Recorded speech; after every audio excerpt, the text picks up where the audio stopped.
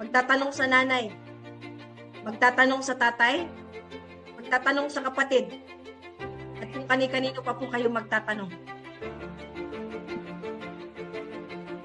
Pwede ba, at this point in time, pwede bang sundin mo muna kung ano yung nasa puso mo? Sa lahat na magtatanong sa kapartner sa buhay, sa asawa mo, boyfriend mo, girlfriend mo, lagi ko po itong sinasabi, kasi marami pong ganyan. Ikaw yung nakakita ng negosyo na to. Ikaw yung nakarinig sa akin. Pinayagan ka nga mga ibang bansa. Tanong, pag nasa ibang bansa, buhay ba tinataya mo? Buhay.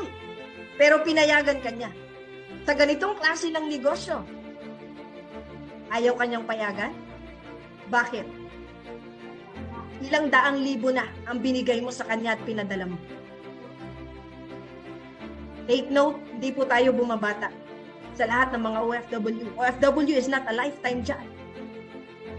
Kung may anak ka, sa lahat ng mga nanay at mga tatay na nandito, alam ko may lakas ka ng loob.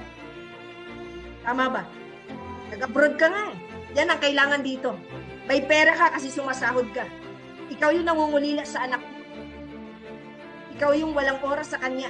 Marami kang ipinangako at di ka nakarating. Sabi mo uuwi ka. Ilang graduation, ilang birthday ang pinalagpas mo.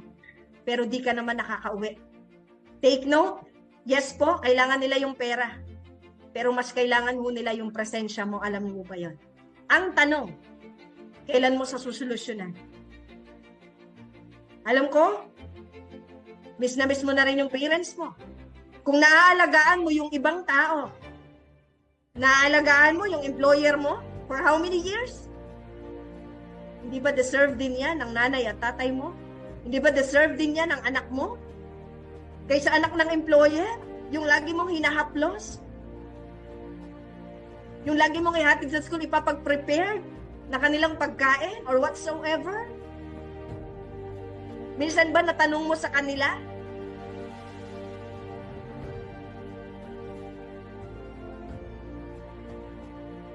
Kung alam nyo lang, kung gaano kayo kamiss ng mga anak nyo. As in, sobra.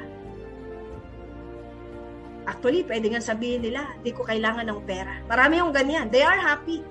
Pag pinakain mo sa Jollibee, kasi birthday nila. Meron silang cake. Pero pag sila'y tinanong mo personal, itry mo, subukan mo. Anak, anong pipiliin mo? Yung nandyan ako sa'yo sa harapan mo, yayakapin kita?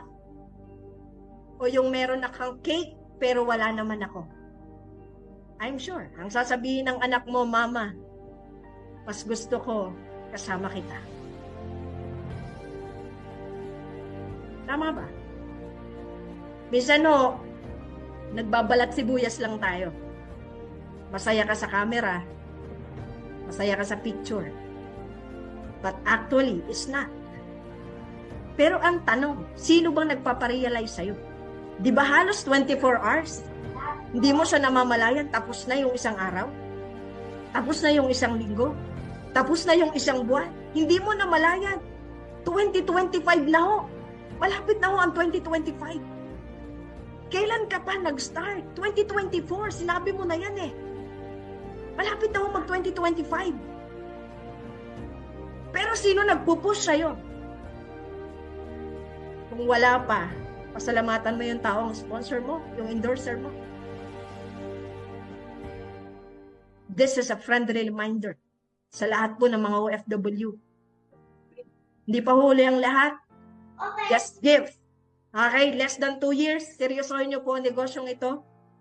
Sabi ko nga sa inyo, mag-commit kayo. I-goal nyo makapag full time. In a short period of time. Sa mas maikling panahon. Alam ko, naunawaan nyo sinasabi ko. This is a real. Okay? Real story po ang sinasabi ko sa inyo.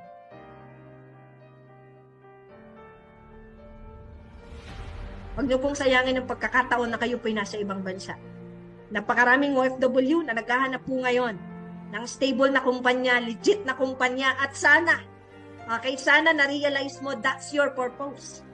That's your purpose. Huwag niyo pong hayaan na yung mga friend mo sa Facebook na scam pa sila.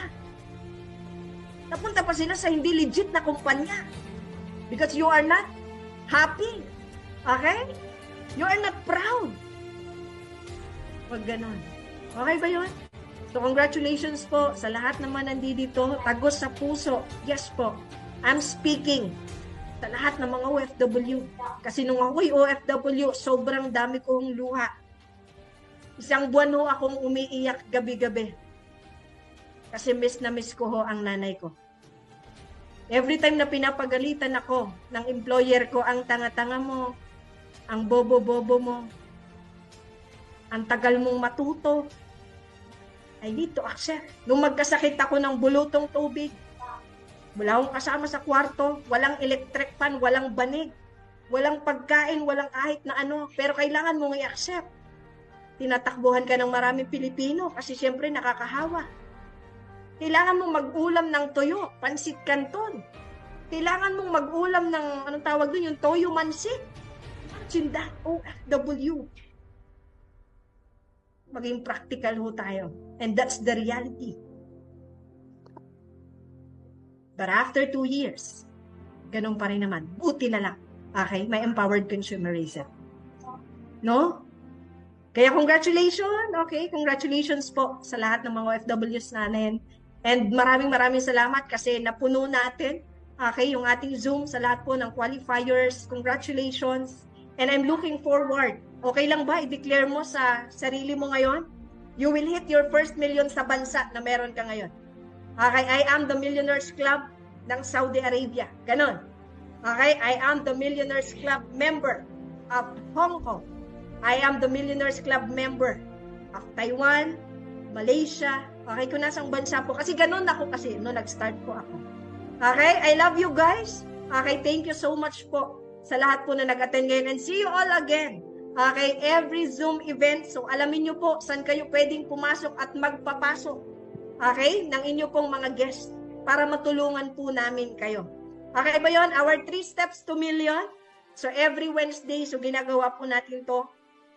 No? Para po sa lahat ng mga business partners natin sa iba't ibang bansa na makapag-start po kayo ng tama at hindi po kayo magsisi sa bandang huli. Okay, God bless everyone. This is Janet Mauhay. Okay, happy Business Day.